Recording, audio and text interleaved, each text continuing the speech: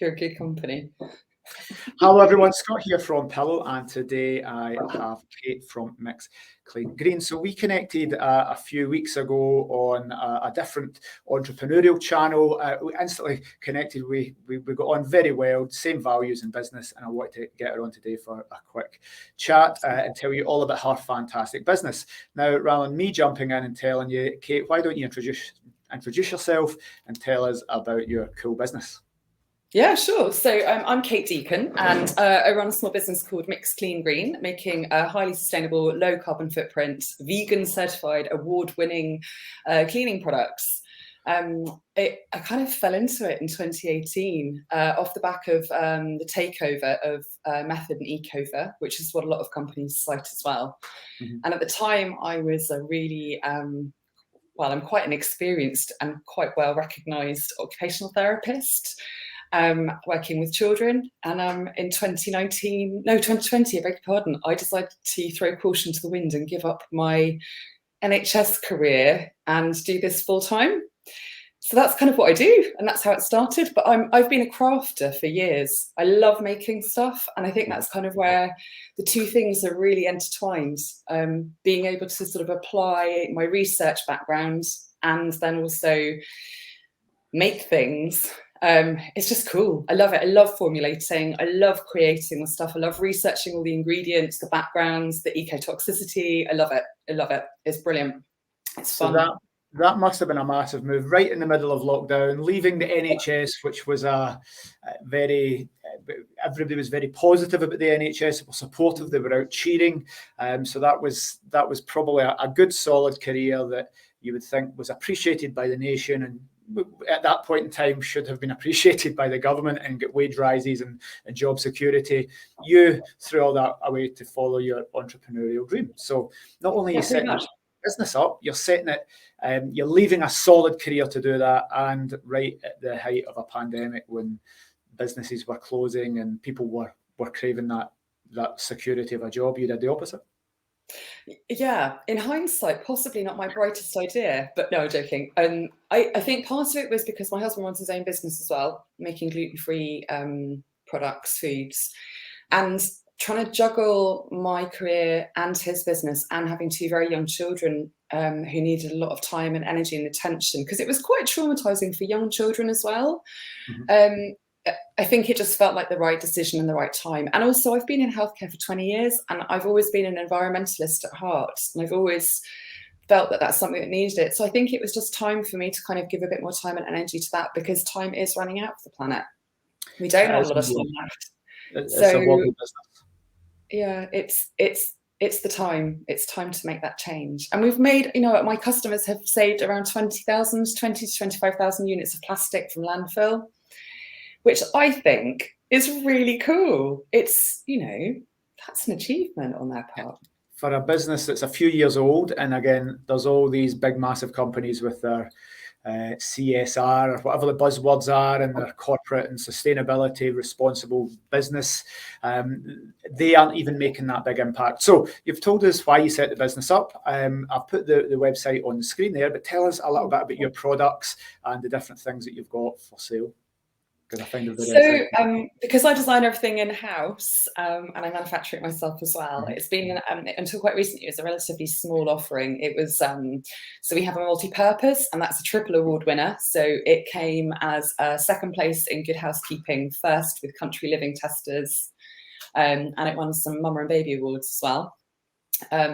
We have a hard surface cleaner and a floor cleaner, a toilet cleaner, which has just been certified under the British cleaning standards for 99.9% bacteria. Nice. What else do we have? Oh, washing up liquids, a couple of other things. And I also run a small business making sustainable children's personal care products, which is just in its infancy at the moment, but I'm looking to expand that quite soon. So definitely an entrepreneur at heart then. Yeah, I think so. I always wanted to do my own business, so it's lovely. I mean, probably like yourself, Scott. You just kind of, it takes over your life, doesn't it? But it's such an amazing reward.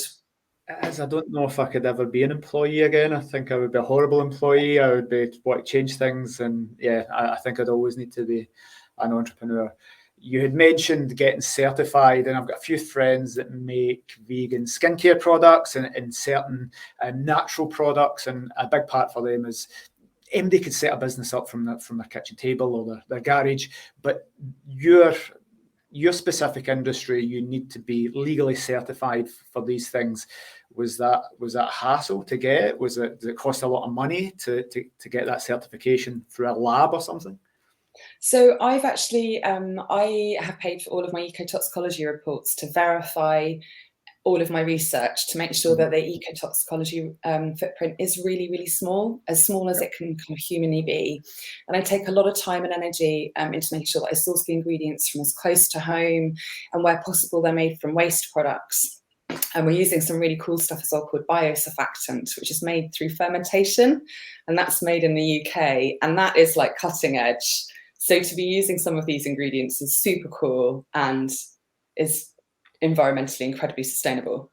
In terms of the regulations, I've paid for a lot of that stuff myself. It has been quite costly. And the Vegan Society, we got that trademark last year on 4 of our products, and we're just extending the range at the moment to include all of them. And that's, it's money well spent, I think, because we can say we're vegan, but it's only when you really have the certification that you can evidence that someone else, an objective body, has been through every single component part and made sure that it meets standards. And they also check about whether it's cruelty-free or not. And that's something a lot of people don't recognise, is that they do ask you to ensure that all of your ingredients are cruelty-free as well. So we kind of felt like we were ticking both boxes by doing that. So it's good. Great. And the reason I asked that is because when we're Pillows in lots of different programs and accelerators and pitching and dealing with lots of companies. And the thing that I've seen is in nearly every pitch deck, in nearly every big business that's definitely going for venture capital money and trying to get on different programs, they say the same word, and sustainability in all that we do, or whatever, insert buzzword here, the diversity in all that we do. And a lot of these big companies, they have that as a buzzword, and somebody in their board has said, well, you need to have sustainability at the heart of everything we do. But essentially, it is a marketing tool. They're ticking some boxes. They're getting that out of the way for their annual reports. But you are actually paying for all these and making sure that you're not just doing it as a marketing thing to have on your website, but you're literally putting your money where your mouth is and making sure you've got the actual certificates here to prove that you're doing it. But more than that as well, Scott, and I think this is something that really frustrates me, is that there is so much greenwash out there, and I cannot abide greenwash. If I make a mistake, I absolutely will put my hands up and I'll say, do you know what, I bodged that. Sorry about that, chaps.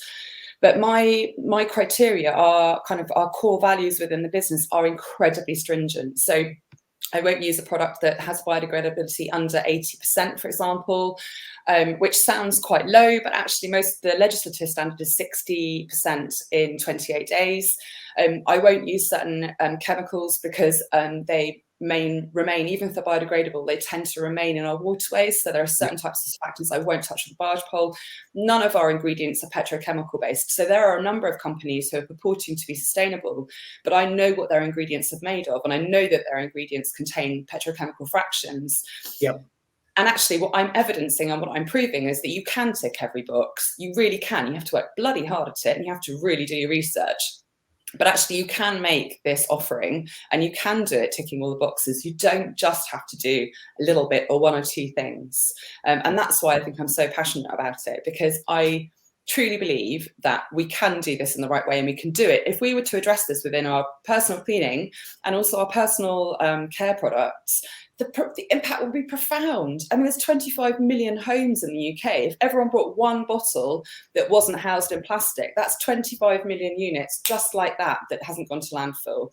Especially when you bear in mind that only 9% of all plastic ever made has been recycled. I mean, that's 9%.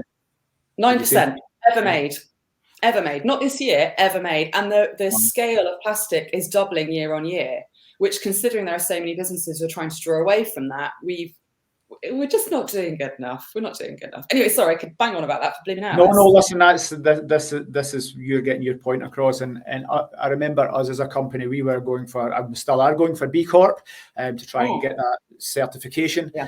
So the B Corp process, for anyone that doesn't know, is just a a nice process to go through, even if you don't need to be certified, because it challenges your thinking to start looking at things that you wouldn't ever dream of. And a few years ago, we looked at this and thought, well, we're a property management company. We've got 20 staff at that point. We've got 31 now. We have an office.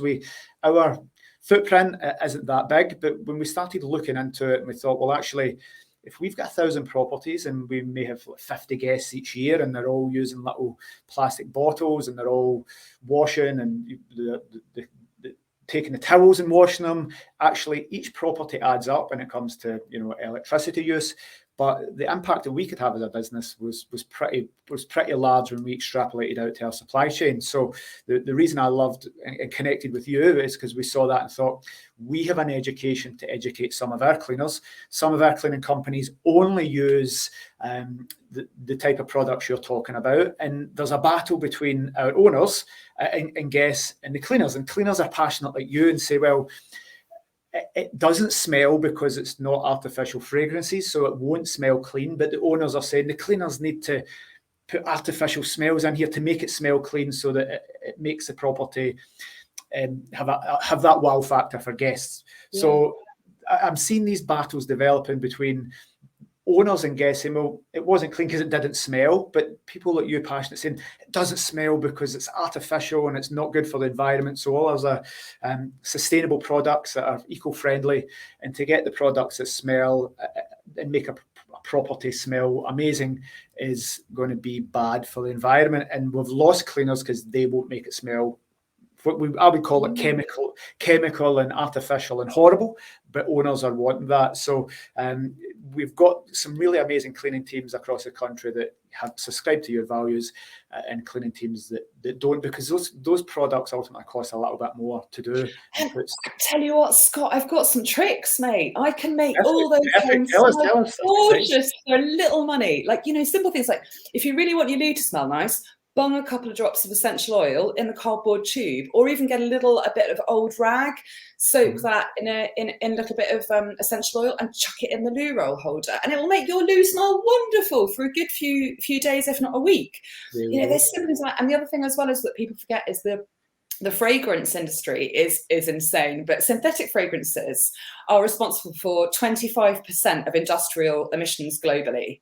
25%. Yep. And then you add into that they tend to be well-known carcinogens. They have a profound impact on health. I mean, if I'm going away for a week, as long as it looks clean and it feels clean, I don't know. I think it's about that re-education that you mentioned a moment ago. We just need to re-educate ourselves. And actually, if you're going away for a week, wouldn't it be lovely to feel as though you are relaxed, because your endocrine system hasn't been battered by being surrounded by synthetic smells for the duration of the stay? I kind of think that's a win-win. Well, when you see these Glade plugins and all these infusion burners and everything, and I'm I'm against all these, anything unnatural and putting soaking chemicals into your body. So those smells, those artificial things that just go for your lungs, you can actually, when you start looking into it, they're horrifically bad for your health. But it's a common thing that everybody would have a plug-in or have something that makes start spraying stuff, and actually the health effects are horrific, especially long term as well, just for the benefit of your house smelling nice for 10 minutes extra. I think what's really interesting as well, though, when I speak to my customers, quite often they'll sort of say they might have gone to nanny's house or something and used their standard multi-purpose something, and they're like, we've been using mixed stuff for a while now and it smells so bad, and I could feel my lungs tightening. And I have quite a lot of customers who have significant health needs, and they've chosen our business and our products because actually they know that they don't feel bad, they don't get that tightening in the chest, doesn't exacerbate existing coughs. And I've got a lovely clip from actually a friend of mine, but she's one of my best customers, and I designed the bubble bath for her little boy, specifically for her little boy. Yep. He has incredibly bad eczema, and he hadn't had a bath since he was a baby, since they identified the eczema. And I gave her the bubble bath, and he had his first bath at the age of 6 and loved it. And for a 6-year-old to have a bubble bath, I get goosebumps even thinking about it.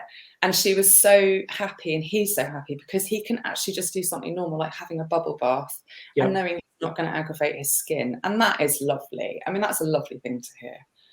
It is. And you think you shouldn't be leading this. It should be the people with billions of pounds of research budget and have been the big conglomerates and the Unilevers of the world that should be leading the way in this. But if anything, they're doing the opposite. And I'm not going to say they're repressing this, but it's definitely not really in their core values. It's as new businesses and entrepreneurs like yourself that are leading the charge in this, that are making the videos, that are educating people. It isn't the big companies. Again, we're talking about cleaning products, but it's the same for food. It's the same for the healthcare industry and the pharmaceutical industry. It's small businesses that are highlighting these issues, and the bigger companies are doing nothing about it. So the bigger companies have got a bigger battle because they've already got established culture and network, and to change that cultural network within a business that's already existing is very difficult. If you start a business as you intend to go on, then you've already got the infrastructure. It grows alongside those ideals and those ethics. But watch this space, Scott. My intention is to be a household name, and I would quite like to take some of big companies down, and not sell out either. I don't intend to sell out. Well, remember, you knew me before you were famous, Kate. It's. Of course I will. Of course I will. So, I might have to sell some of the kids' kidneys and stuff in order to get the funding through. But be all right. Listen, once I think anybody watching this are going to jump onto your website, I'm going to put it back up again.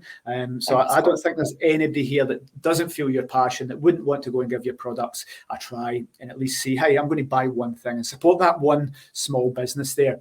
So I've put your website back up. I love it because it's really aligned with our industry, and we're using these to make sure we got lots of guests that are saying, we've got allergies, can you tell me about your cleaning products? And we can't always guarantee that, but where the cleaners get the things and say the same philosophy as you're saying, we can say, well, actually, we've done our best, and that really reassures guests. And I think for us, there's pet-friendly properties, and then there's people that we don't have pets because they're suitable for people with allergies to pets.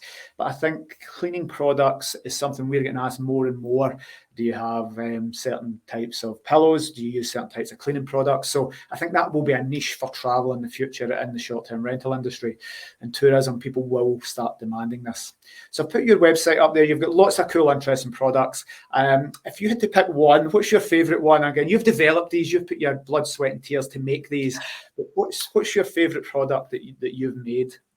Honestly, my favorite is the multi-mix. Like every time I use it, I'm like, and yeah, it's great. I'm actually thinking of getting them cosmetically certified, Scott, because I know that I can use them on my body as well. And I think that will prove how gentle they are. But the multi-mix is banging. It's got organic sweet orange oil in it, and it smells fantastic, and it's really effective. It's a really good cleaner. So that's the multi-mix. We're talking a cleaner for your. Yeah, it's a multi-purpose cleaner. Multi-purpose. It kind of does everything. I use it absolutely everywhere, and it's brilliant. It smells good. And I can't wait to work with you guys. I love your organisation, Scott. I just think what you're doing is super cool. Well, we chatted over the weekend. It was a Saturday morning. We're both sitting working away, and we said we need a call, and we were both working away and doing our things while chatting online as well. So working hard while trying to build connections. I think we definitely things we can do in the future. If anyone's watching here, what would you say is your ideal customer? If people are looking and thinking, well, that's who's your avatar of who you would market to? So my avatar is Kitty. She's 37 years old, has 3 children and a dog. And there you go. She's a teacher. She's pretty pushed, pretty stretched, but she wants to make sure her kids are looked after, cares about the environment, and she wants to make sure that the dog doesn't get poorly by having synthetic nasty chemicals used. And all of our products are pet safe. We haven't had them certified as such, but the research that I've done would dictate that. And so I think anyone who cares about the planet and anyone who is really busy and doesn't want to spend blooming hours doing the legwork of the research, we've done it for you. Yep. So, very impressive. You've got not just your ideal customer, but you've made the avatar. You've got a name. You've got a demographic. You've got pets. So great thing to do there. we'll put this video out and we'll share this as much as possible. And you'll hopefully get some business out of it. But if people watching here could help you in any way, there's other entrepreneurs, other people watching that feel your passion and could connect you or give you introductions or get you more customers. If you're to ask a question of the audience, what would that be of how to help you get connected and build your business? I guess two things. One is if you're going to buy, or if you don't feel like you can buy, we're doing a crowdfund so that we can start to make some headway in upscaling. And it would be super helpful for people to even just share that. A pledge or a share are equally great. And I guess just try and save us maybe. So if you suddenly think, oh, I think that person might like it, then just save our link and maybe give us a think or give us a share. That would be super helpful. And if anyone's got any connections or any thoughts or ideas, then I am an open book. Always happy to chat. You're looking to get into retail outlets, chains like John Lewis and places like that? Yeah, I'd love to. I'd love to get into retail. I've got some legwork to do before that. I need to significantly upscale, which is why I'm doing the crowdfund. But I've got some plans up my sleeve. But I'd love to go into retail. I think our stuff could do exceptionally well in some of the bigger retail spaces. Cool. So you mentioned crowdfunding. That's Indiegogo. It's on the website that I've left up there. You can go and donate. And if you're doing the crowdfunding thing, you can get special gifts and special offers. If you're putting some money in, you'll see lots of different things that you get for your money. So not only are you helping a small business become a big business and change the world and save the planet, you're getting something cool for it as well. Definitely. Give it a go. See what you fancy. So I am going to hope that this goes out. People definitely share your passion and would want to get in touch. What's the best way for the audience to get in touch with you if they want to follow up with this call? Check the website out, of course, but they better emailing you, clicking the contact link on the website. Yep, so we've got contact details on the website, we've got the phone number, and we've also got an email address and LinkedIn. I'm on LinkedIn, I'm relatively active on LinkedIn. If I don't reply immediately, I'll reply within a day or so.